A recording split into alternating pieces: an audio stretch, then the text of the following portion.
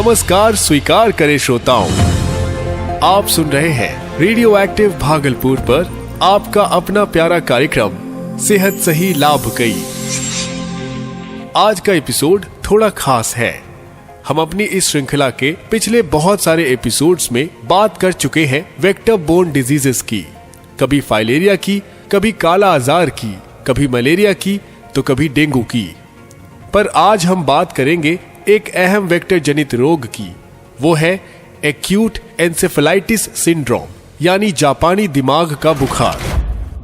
शुरू हो चुकी है एक नई कड़ी जो आपकी जिंदगी के साथ है जुड़ी। सेहतिया सिंह और टीकन देवी के संग बात करेंगे सेहत की। स्वागत है आपका शो पर। बहुत से भ्रम सीखेंगे, सिखाएंगे, पैसे भी अपने बचाएंगे, बेहतर स्वास्थ्य के लिए बदलेंगे अपना व्यवहार। टीबी, हाथी पांव जैसे बीमारियों से अपने बचाएंगे, सरकारी अस्पतालों में मुफ्त इलाज करवाएंगे, बीमारी से सेफ रखेंगे अपना परिवार, रहेंगे रोग मुक्त, जीवन रहेगा खुशहाल। मैं स्वस्थ हूँ, मैं पूरे तन मन से स्वस्थ और तंदुरुस्त हूँ।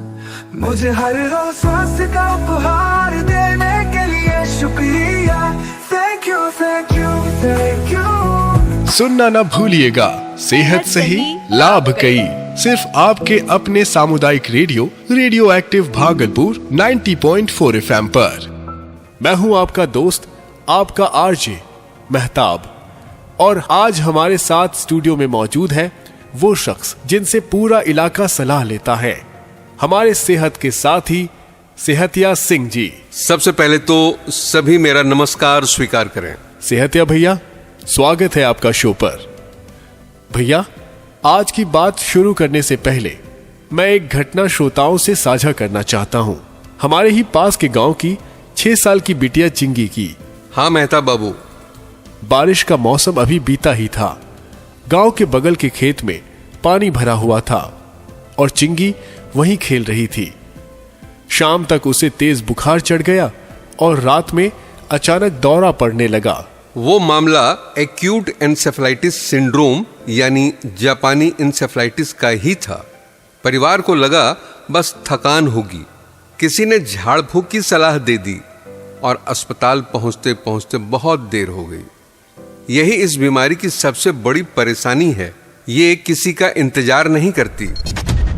और दुख की बात यह है कि ऐसी घटनाएं अकेली नहीं हैं। बरसात के मौसम में कई बच्चे इस तरह जोखिम में आ जाते हैं, बस इसलिए कि लोग समय पर पहचान नहीं पाते। सही कह रहे हो मेहताब। इसलिए आज हम फिर से कुछ काम की बातें करेंगे।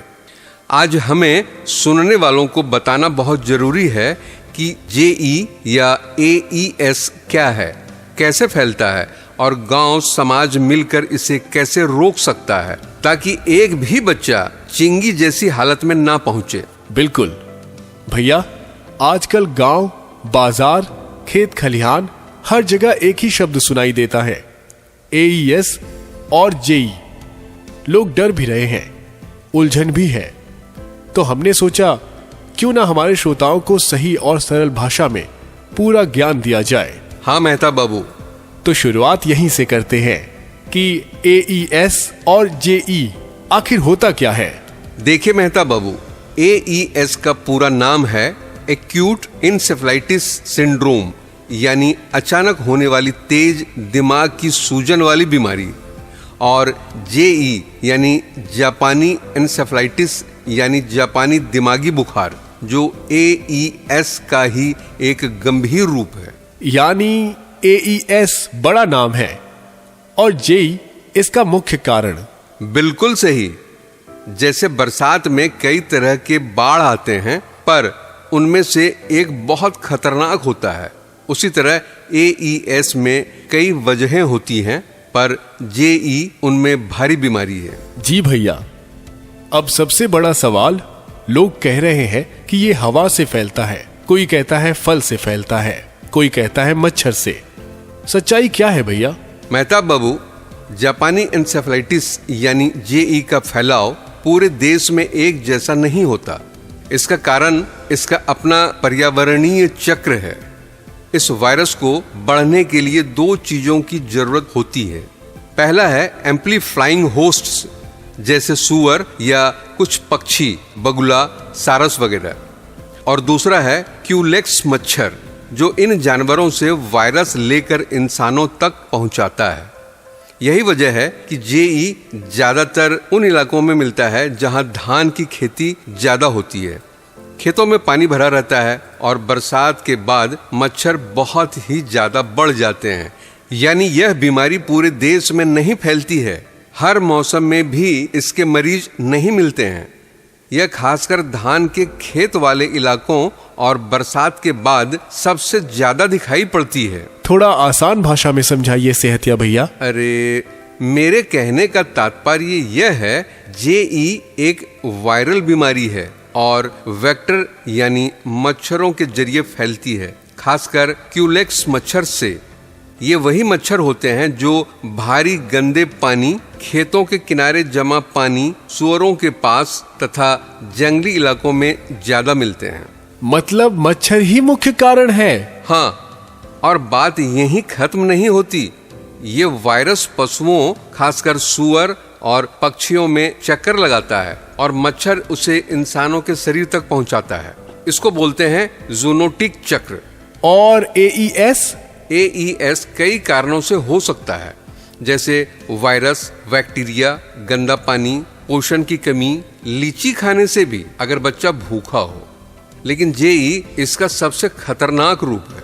भैया, अब लोगों को सबसे ज्यादा यही जानना है कि कौन से लक्षण दिखे तो तुरंत अस्पताल दौड़ना चाहिए। बहुत जरूरी सवाल है। एईएस या जेई में लक्षण अचानक आते हैं। इसके मुख्य लक्षण हैं, पहला, तेज और अचानक बुखार होना। दूसरा है उलझन, यानी बच्चा बार बार रो रहा हो। तीसरा, नींद ज्यादा आना या नींद कम आना, लगातार रोना। चौथा, दौरा पड़ना यानी फिट्स। पांचवा, बच्चा होश में न रहना। छठा, गर्दन अकड़ना। और सातवां, चलने फिरने में दिक्कत। मतलब लक्षण बहुत तेजी से खराब होते हैं? हाँ भाई, एईएस समय बर्बाद नहीं करता, इसीलिए हमें भी नहीं करना चाहिए। सेहतिया भैया, अगर किसी को लक्षण दिख जाए तो घर वाले क्या करें? कुछ महत्वपूर्ण बातें हैं, मैं आसान भाषा में बताता हूँ। पहला, तुरंत अस्पताल ले जाएं। घरेलू इलाज, झाड़ फूक, देसी दवा से समय खराब ना करें। दूसरा, रास्ते में मरीज को सुरक्षित रखें। जैसे बच्चा बेहोश हो तो कुछ भी मुंह में न दें, न पानी न दवा। बुखार ज्यादा हो तो गुनगुने पानी की पट्टी लगाएं। फिट्स आए तो बच्चे को दोनों ओर करवट दिला कर रखें। रास्ते में गिरने से बचाने के लिए सिर को सपोर्ट दें। और तीसरा, अस्पताल में बताए हुए नियमों का पालन करें। किसी भी हालत में डॉक्टर द्वारा बताई दवा, उपचार बीच में ना रोकें। भैया, बीमारी तो एक तरफ, पर गांव समाज की भूमिका क्या है? हम एईएस या जेई को रोकने में क्या कर सकते हैं? बहुत कुछ कर सकते हैं आरजे बाबू। एईएस या जेई के खिलाफ असली लड़ाई समुदाय ही जीत सकता है। पहला, जेई वैक्सीन। 1 से 15 साल के बच्चों को टीका जरूर लगे। यह टीका मुफ्त उपलब्ध है और बहुत प्रभावी है। दूसरा, मच्छरों को पनपने से रोकें। घर और आंगन में पानी जमा न होने दें। सुअरों के बाड़े को घर से दूर रखें। नालियों की सफाई रखें। पानी की टंकी ढक कर रखें और सोते समय मच्छरदानी जरूर लगाएं। तीसरा है, बच्चों को सुरक्षित रखें। खेलते समय पूरा कपड़ा पहनाएं, शरीर खुला न रहे और सुबह शाम बच्चा बाहर ना जाए। चौथा है, पानी और खाना हमेशा साफ रखें। और स्वच्छ पानी एईएस के मामलों में बड़ा कारण है। उबला हुआ पानी दें, बासी खाना न खिलाएं और लीची खाली पेट खाने न दें। और पांचवा है, लक्षण दिखते ही बेझिझक अस्पताल जाएं। समय पर इलाज मतलब जीवन सुरक्षित। बहुत खूब। भैया, हमारे एक श्रोता है रामबरन। वो कहते हैं कि पिछले साल उनके पड़ोसी का बच्चा बुखार से ग्रसित हो गया। घर वाले बोले 1-2 दिन रुक जाओ, शायद ठीक हो जाए, पर जब अस्पताल पहुंचे तो देर हो चुकी थी। हाँ आरजे बाबू, एईएस में 24 घंटे ही निर्णायक होते हैं। लोग समझने में देर कर देते हैं, पर बीमारी नहीं। भाइयों बहनों, AES या JE कोई आम बुखार नहीं है। यह ऐसी बीमारी है जो हमें सोचने का समय नहीं देती। हम जितनी जल्दी काम करेंगे उतनी जल्दी जान बचेगी। सेहतिया भैया, क्या आपके पास कोई ऐसी असली कहानी है जो हमारे श्रोताओं को समझा सके कि AES या JE कितना गंभीर है और समय पर कदम उठाना क्यों जरूरी है? बिल्कुल है। एक घटना आपको सुनाता हूँ जो मेरे दिल में बस गई है। यह कहानी है हमारे ही पास के एक गांव की। सुबह का समय था, बच्चे स्कूल जा रहे थे। औरतें नए ओवरहेड टैंक से पानी भर रही थी और गांव अपनी रोजमर्रा की जिंदगी में आगे बढ़ रहा था। हमारे इलाके की आशा बहन ममता देवी अपने दिन की तैयारी कर रही थी।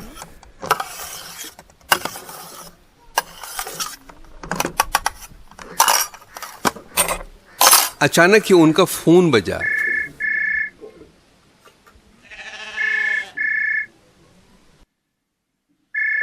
हेलो दीदी, मेरा बच्चा बहुत तेज बुखार में है। एक घबराई हुई माँ की आवाज थी।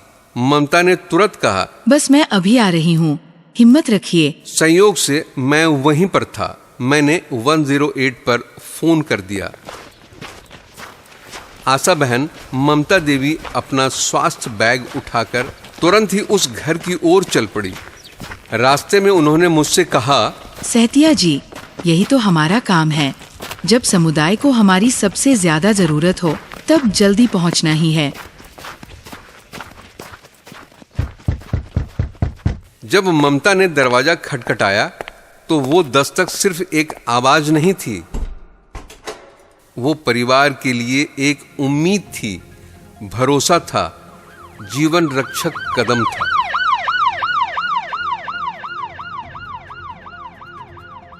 देखिए आरजे मेहताब जी, कुछ साल पहले इसी इलाके में AES और JE ने बच्चों की जानें ले ली थी।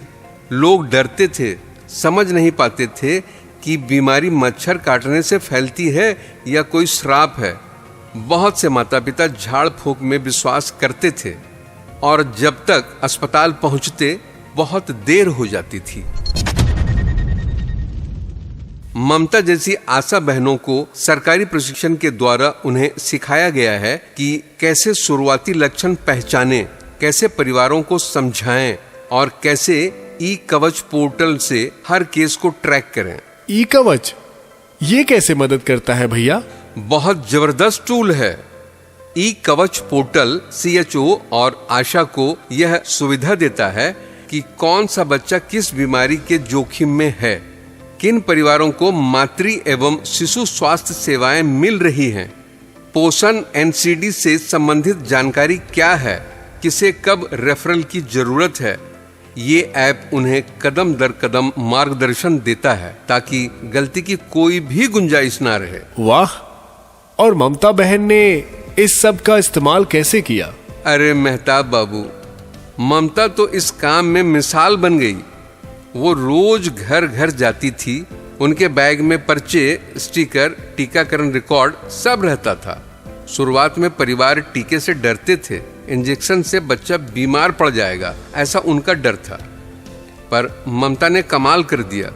उन्होंने अपने ही बच्चे का टीकाकरण गांव वालों के सामने करवाया और बोली, देखिए मेरे बच्चे बिल्कुल ठीक हैं, आप भी डरिए मत।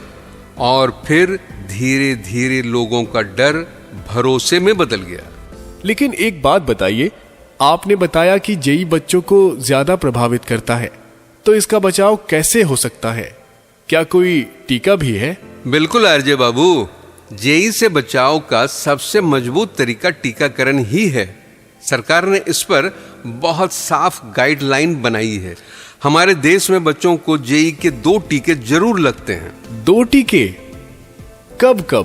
पहला टीका 9 महीने की उम्र में, ठीक उसी समय जब बच्चों को खसरा यानी मीजल्स का टीका लगता है। दूसरा टीका 16 से 24 महीने के बीच, जब बच्चे को DPT बूस्टर लगता है।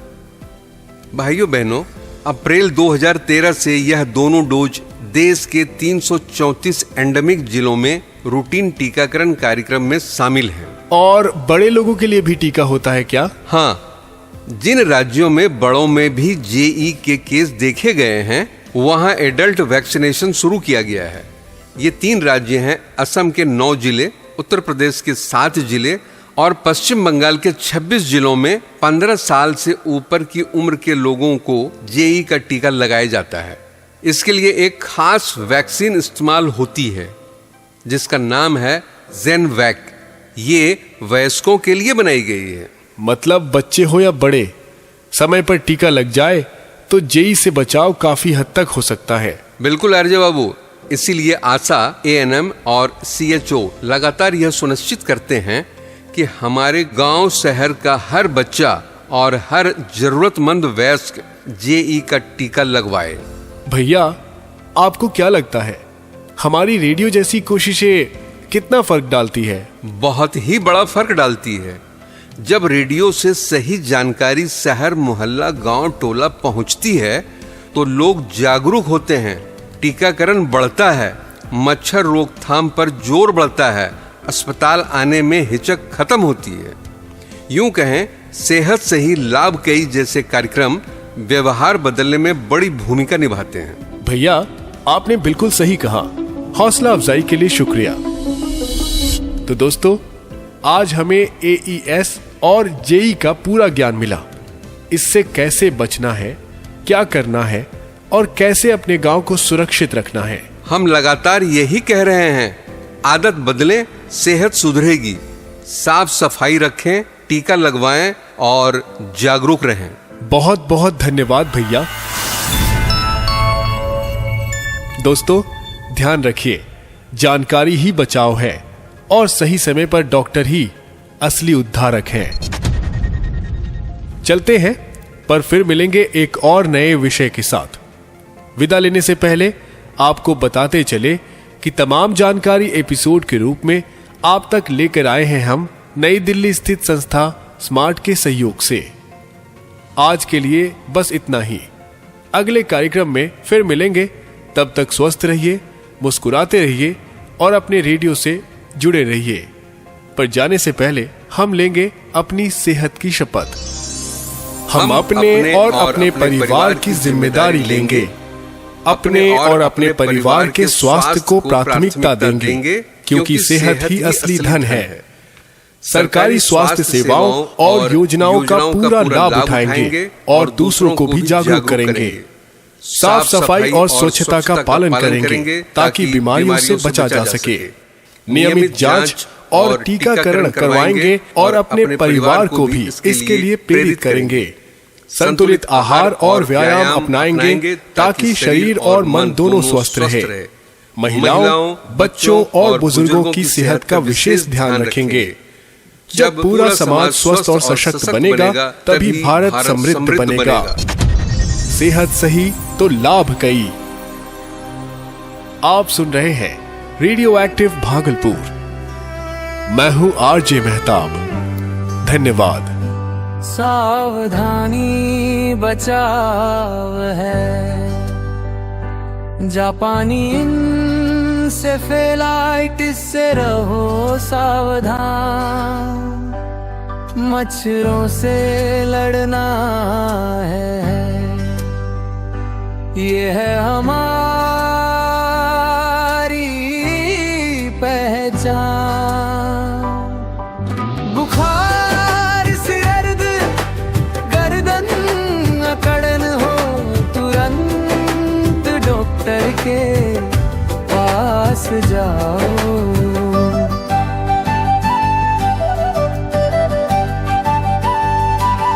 गर्मी और बरसात में मच्छर का प्रकोप, दिन में नहीं रात में काटे ये चुपचाप।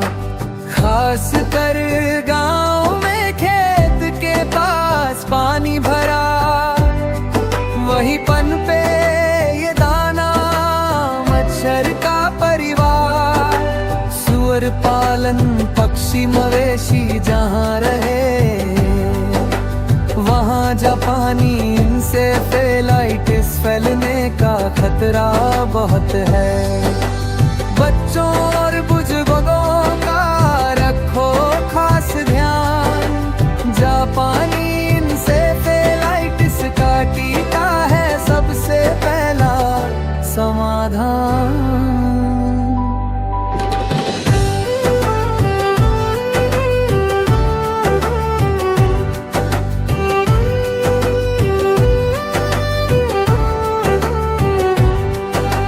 घर में पानी जमा ना होने दो कहीं, कूलर गमले टायर खाली बर्तन सब खाली, मच्छरदानी फूल आस्तीन का पहने पहरावा, सोते समय मच्छरदानी ये सबसे बड़ा उपाय। भ्रम न पालो ये बीमारी इंसान से इंसान में नहीं फैलती, सिर्फ मच्छर के कटने से होती, याद रखो ये बात अब की। समय पर पहचानो, इलाज तुरंत कराओ, जानलेवा है जापानी इंसेफेलाइटिस, सतर्कता अपनाओ, सावधानी बचाव है। जापानी इंसेफेलाइटिस से रहो सावधान, मच्छरों से लड़ना है, ये है हमारी पहचान। बुखार, सिरदर्द, गर्दन अकड़न हो, तुरंत डॉक्टर के पास जाओ।